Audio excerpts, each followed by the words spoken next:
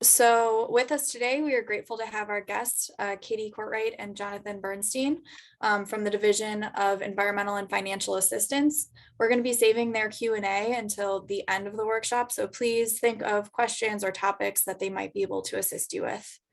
This is the agenda that we'll be making our way through today. We'll go over the basics of the Water Pollution Control Loan Fund program.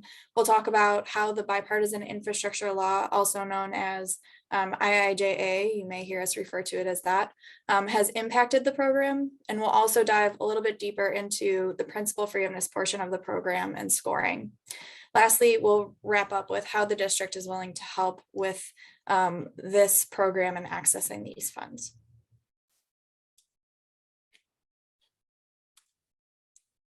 So the Ohio EPA runs two state revolving loans.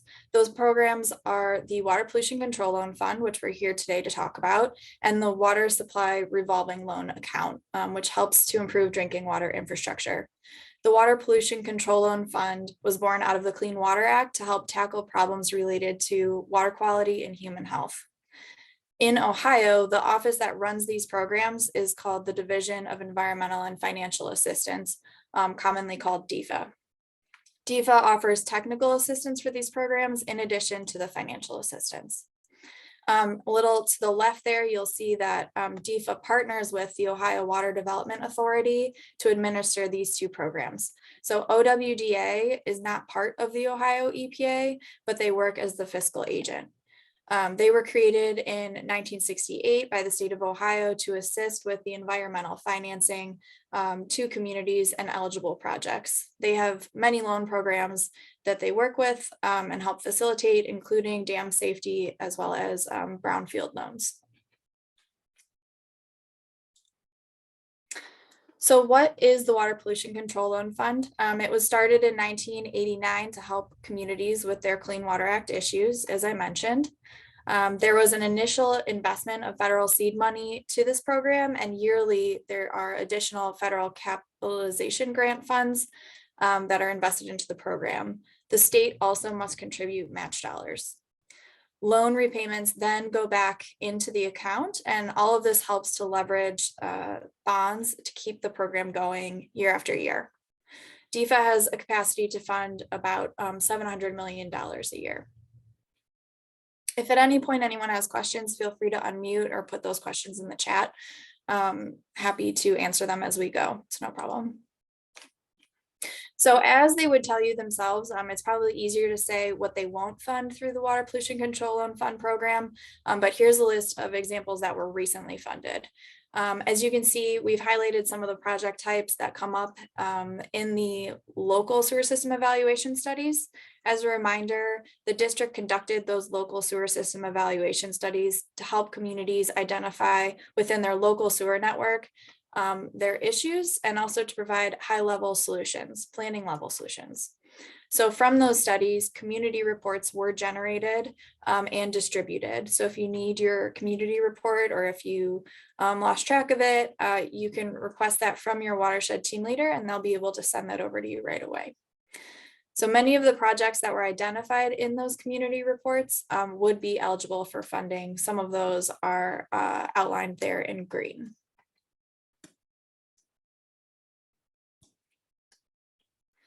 So to get these projects off the ground, the program offers 0% interest for up to 5 years for design and planning loans. They also offer below market rate construction loans for 20 or to 30-year loan repayment periods. Prior to the Bipartisan Infrastructure Bill, the program has offered competitive principal forgiveness, or what we're going to refer to as loan forgiveness, to eligible projects for populations less than 10,000. That was key. So prior to this funding, additional funding that came in, that principal forgiveness was specifically for small communities. For program year 2023, they had 613 project submittals totaling $2.8 billion.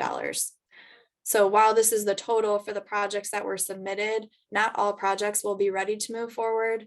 And in their program management plan, it is stated that Ohio EPA intends to fund through loans or available principal forgiveness money all eligible projects that are ready to proceed in the upcoming program year.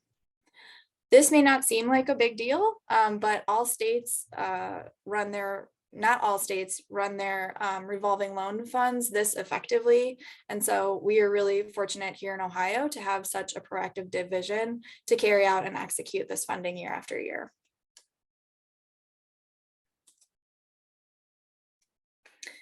So what has changed recently with this funding source? The Bipartisan Infrastructure Law, also known as the Infrastructure Investment and Jobs Act, was signed November 15th, 2021.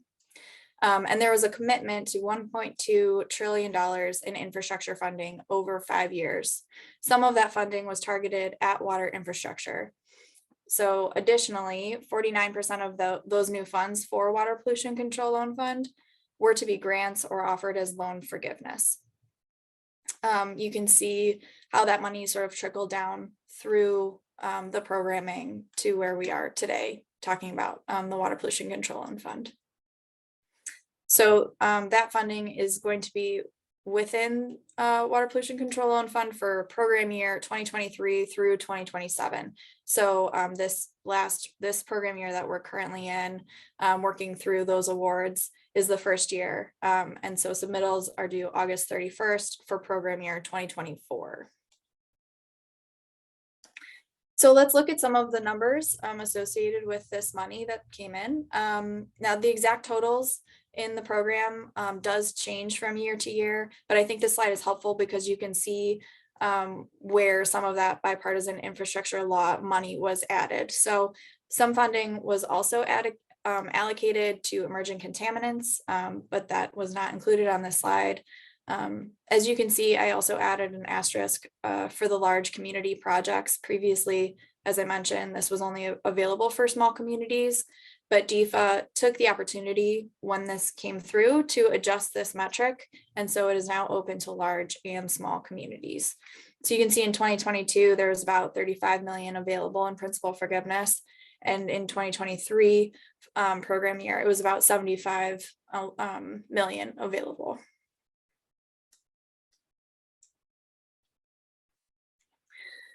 So a little bit more about principal forgiveness. In order to qualify for principal forgiveness, you have the affordability criteria that you can see on this slide. Communities must qualify, or to qualify, you have to be considered for 3 of the 4 criteria listed here. You would need to fit into 3 of the 4 of those categories. Communities are able to receive, if competitive, 1 principal forgiveness loan per program year. And the principal forgiveness per loan is capped at $4 million. This information that's on this slide is updated for this, this program year coming up. It has changed a little bit. And so here are those communities that we believe are potential program year 2024 communities based on the updated affordability criteria from that previous slide. From what we can tell, it looks like Parma and Willoughby Hills were 2 communities that were added with those adjusted numbers. We're very grateful for these changes that Ohio EPA made to the eligibility criteria, as we have a lot of communities, as you can see in our service area, that are eligible now because they weren't considered eligible prior because they were larger than a population of 10,000 people.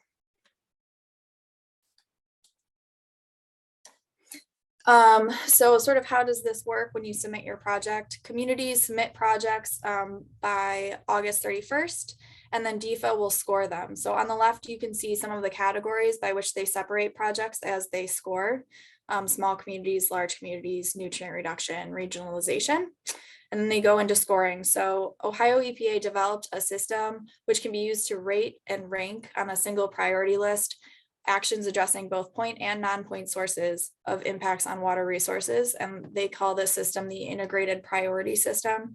That is a link that you should hopefully be able to click on if you're interested in reading more about how that scoring works.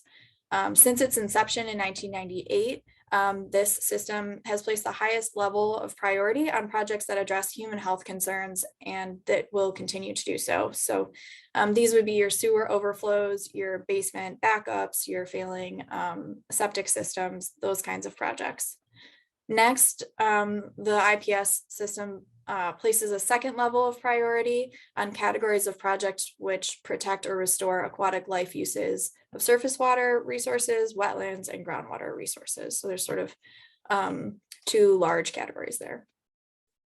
So once that scoring is completed through the IPS system, they use a readiness to proceed criteria to sort of help further rank the projects.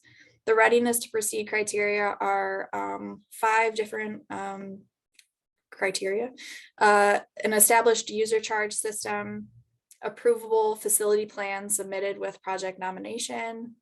You get a point for design being underway, permit to install application being submitted or approved, and then public participation.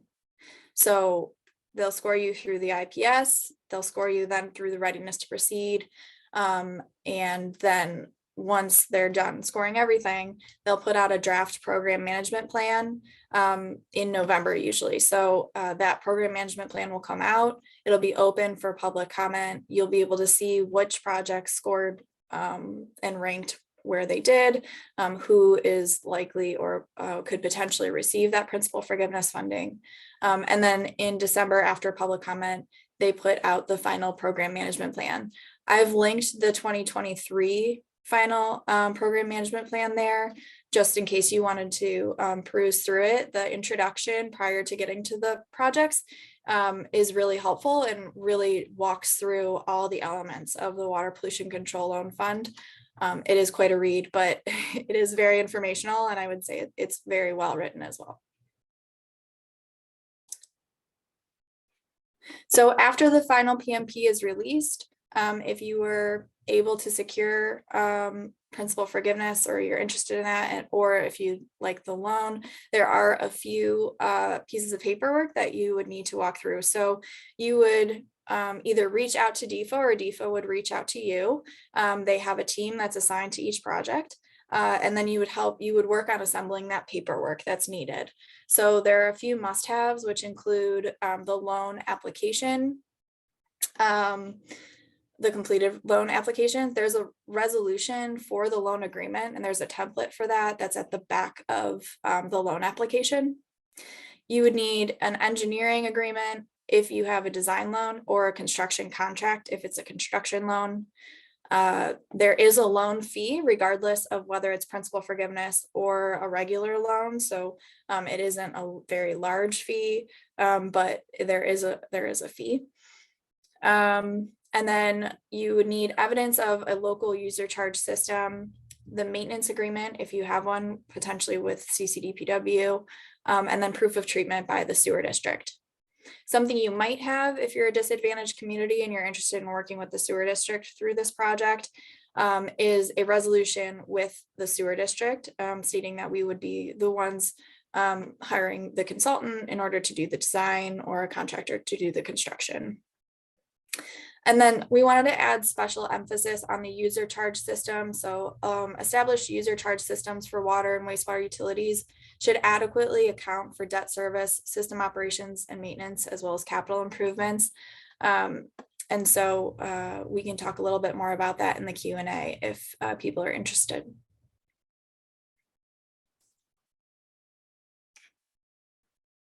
So an update on district assistance from program year 2023, which we're making our way through now, to program year 2024, which we would be submitting projects. So last year, the district assisted with the submittal of a good handful of projects for the disadvantaged communities, and several were selected for principal forgiveness. This funding year, we are operating in a similar way with an additional offer of assistance to non-disadvantaged communities.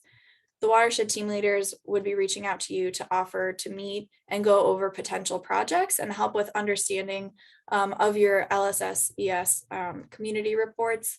We could also help you if you have technical support questions or application assistance. If you need a little bit of guidance, obviously DEFA they are definitely the experts, but we've been through it once or twice ourselves, as well as this last year. So we're happy to help.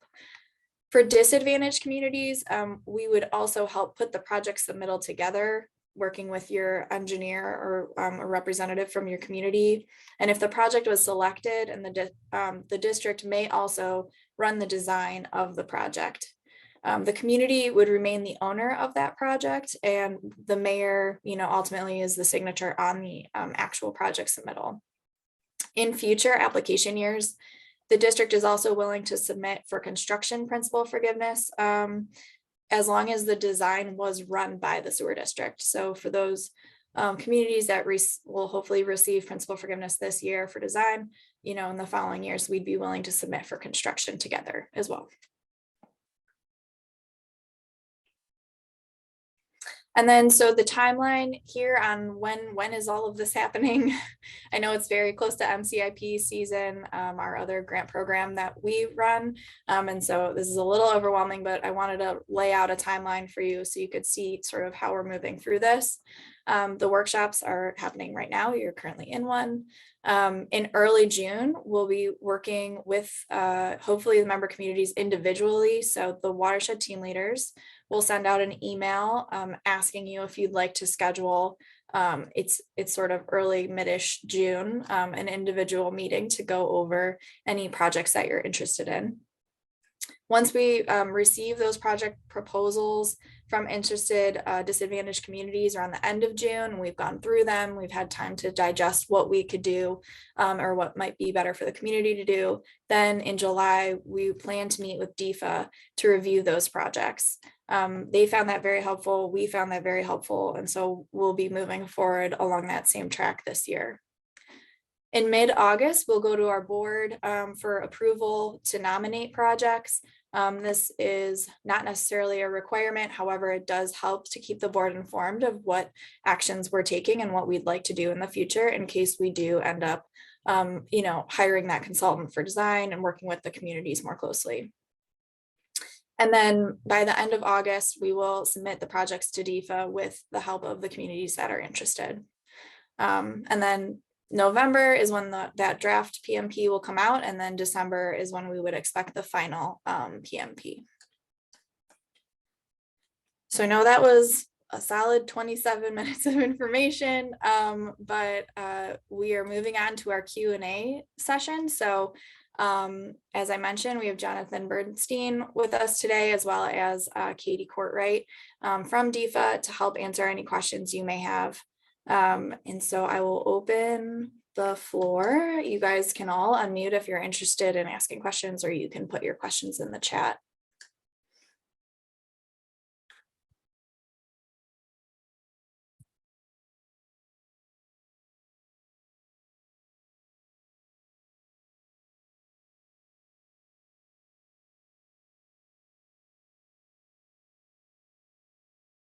Jonathan, while we're waiting, do you have anything additional you'd like to add or talk about? I think you did a great job, Donna. We could not have presented that any better if we were out in front. So, one thing we like to stress, it is ultra competitive. There's a lot of demand. I think we had the slide that our division provides about $700 million in funding every year, and we get billions of dollars in nominations. So significant demand.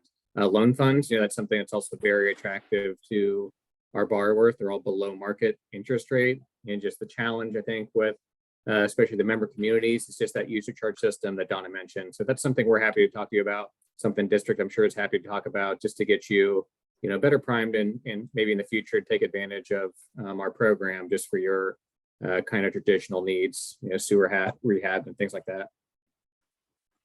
Great, thanks. Looks like there are things in the chat. Let's see. Okay, so from Amy over at CVE, if a community wishes to submit more than one nomination, can they specify which one they would prefer to be considered for principal forgiveness? We typically, so you kind of went through the scoring system very briefly. We do award projects kind of from highest score to lowest scores. So that would be the projects that we would select, would likely be the highest ranking project if you're in principal forgiveness funding range. Okay, but you're more than welcome to submit as many projects as you want. Okay, I know there have been communities that the projects have scored the same. is that something that they would then submit comment during like that comment period between the I draft? think and so. Yeah, you can reach out to us. So in the rare, instance that perhaps you have two projects that scored the same and one of them was offered principal forgiveness, we'd be happy to talk to you about that, about flip-flopping those two projects. Okay, thank you. If communities want to meet with DEFA to discuss projects, are they able to do that? Absolutely. Yeah, anytime, reach out to Katie or myself, and we're happy to meet with you or have some of our team chat. Okay.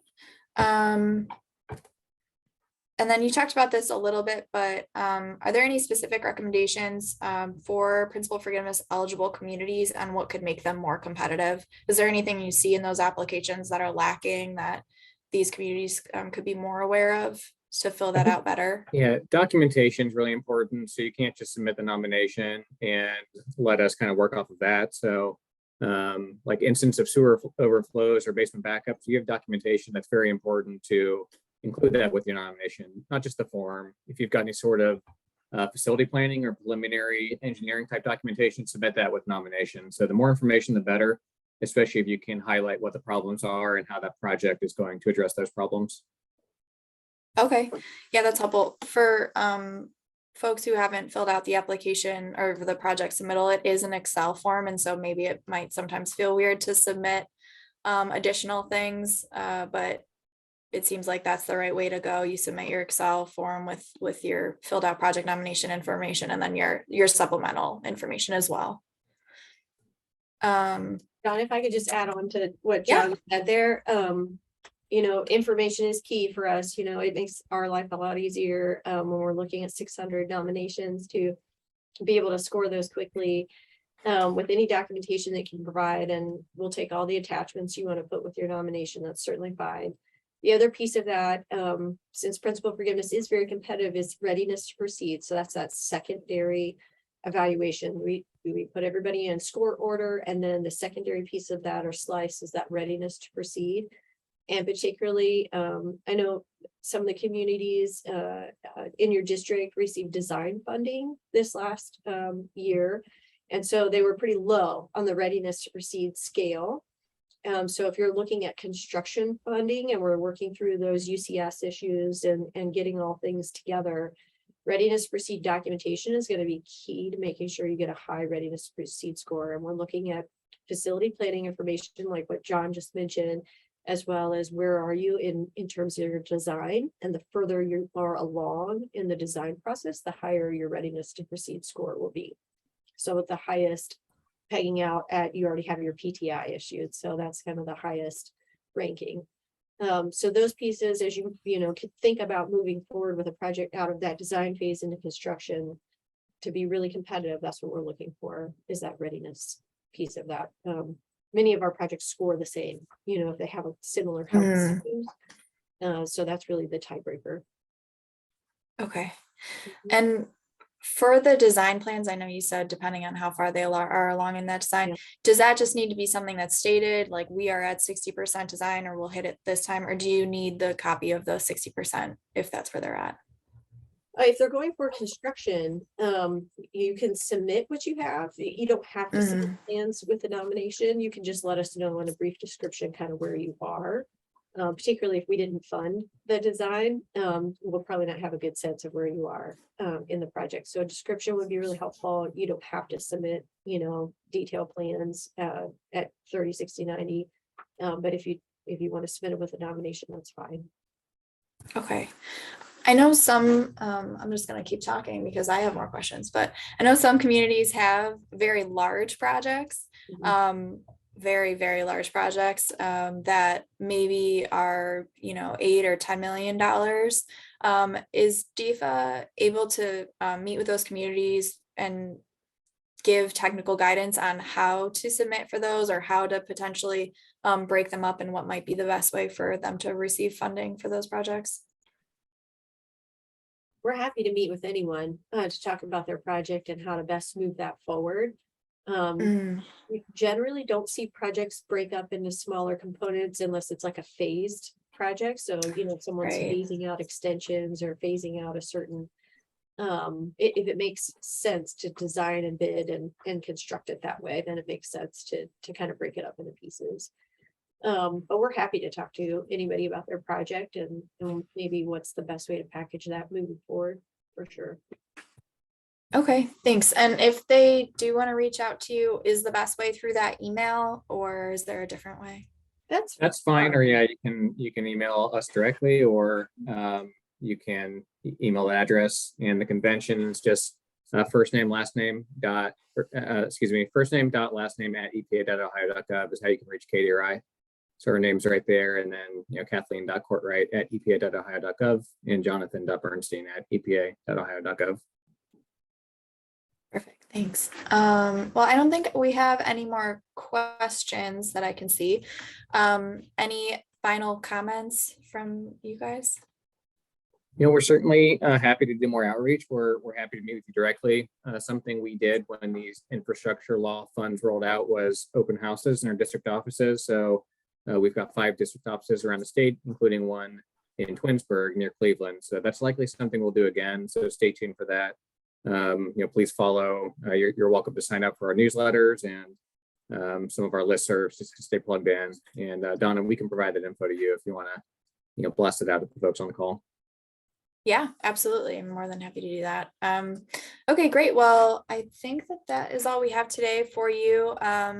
So there's that email address, or you can email them directly. And then also, if you haven't checked out the EPA YouTube channel, it is very helpful. There's lots of older and newer webinars on there that have a lot of information, especially on the Water Pollution Control Loan Program. And so that is available to you. Let me see what my last slide is. Oh, that's right. So the next step of this for us internally is that we will reach out to you, your watershed team leader will reach out to you, communities, to set up meetings if you're interested in talking more about this and potential projects. So your watershed team leaders are listed there: Nicole Velez, Ann Schilling, and Cisco Rivera. And here is that map in case you aren't sure. And so with that email, we'll also send out the recording from today's presentation, as well as maybe tomorrow or yesterday's presentation, so that that's at the ready, as well as any information that DEFA sends us that they want us to also blast out. So with that, thank you, Jonathan and Katie, for joining us today. Thank you to the communities, and everybody have a great day. Thank you. Bye. Thank you. Thanks. Bye. Thank you.